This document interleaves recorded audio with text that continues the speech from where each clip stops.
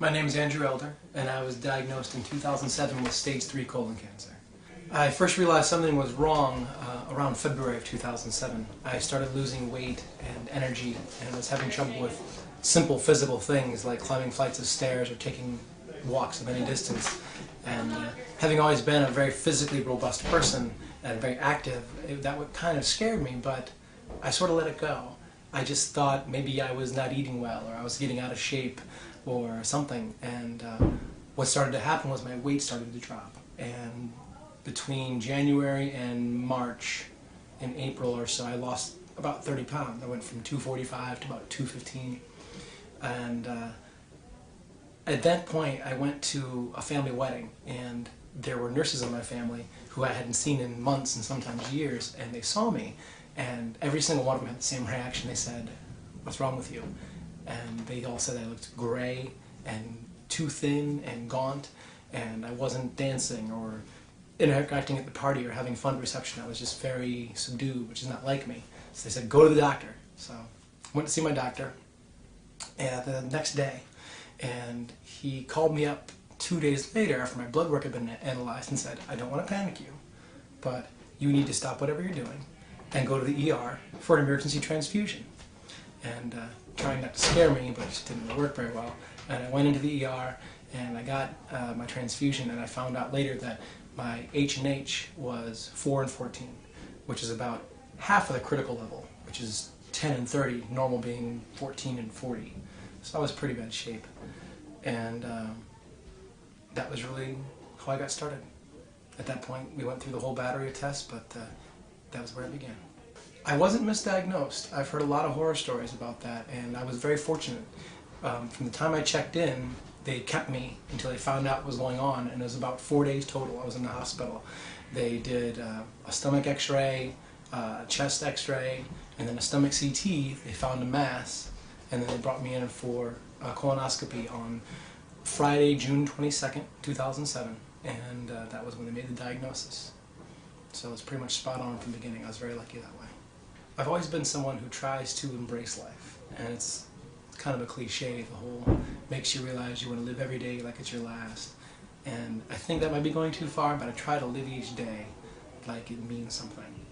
And I try to do that. And I try not to waste time doing things that don't promote my own life or my relationships or some way enrich my life or a friend's life, something. I just don't like wasted time anymore. I feel like I've done enough of that. My daily life isn't all that different, except for what I mentioned about not wanting to do things that aren't meaningful in some way. I don't do things that are just purely inward anymore, or don't serve some even modest purpose. I used to be a big video game fan, and now if I play a game, I want to play with a friend. Or if I'm going to watch TV, I'd rather watch a show that I at least know I'm going to discuss with somebody, or sit down and watch a movie with my girlfriend, or just be with people, more important than anything else. Enjoy them, the people that were there, the people that I've met since, and the friends I made through this process. It's important to keep those going, and that's what I really like to spend my time doing. So my daily life has changed in that I don't focus on me so much, which has been great to change, great to do. My family and friends are great. My family in particular, my mother's a nurse, and she sort of took over my care. And my father, God bless him, didn't know what to do, so he mostly ran for things. He got me a mini DVD player for the hospital room, and it broke. He's went and got another one, and that one broke.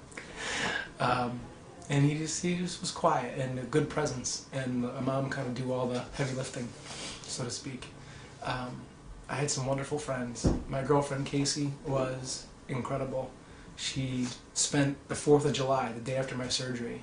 We spent the whole day in my room. We were the only ones there. We watched the fireworks on this little 13-inch black and white TV on a swing arm.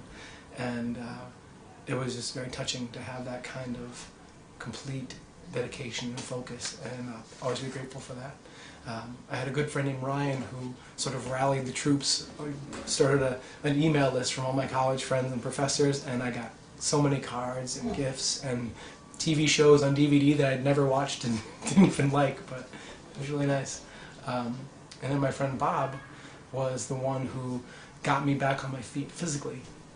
I was sort of depressed and feeling sorry for myself, and he knew how much I had been active, and I had lost a lot of weight. I went from 245 at the beginning of the whole thing to about 170, 175 after my surgery, and I felt so weak.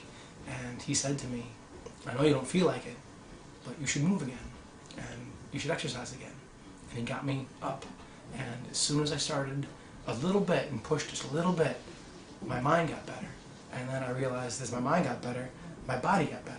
And one kept pulling the other up, and that really kind of drew me to the idea that moving and pushing yourself, you can push your body, which brings your mind, and pushing your mind brings your body, and the mind-body connection and fitness became very important to me again. And so those are really the people who made the difference the most, and they're incredible, and I'm incredibly gratified for them. And we had a party right before my surgery. My work friends threw me one, and they had this piñata shaped like a colon, like a red dragon, and because I had talked about slaying this dragon, and I named my tumor Stanley. So they wrote Stanley on the side of the dragon piñata, and we beat the hell out of it with a stick, and it was full of candy and all kinds of little prizes, and it was wonderful how those people took care of me as well. It's really amazing.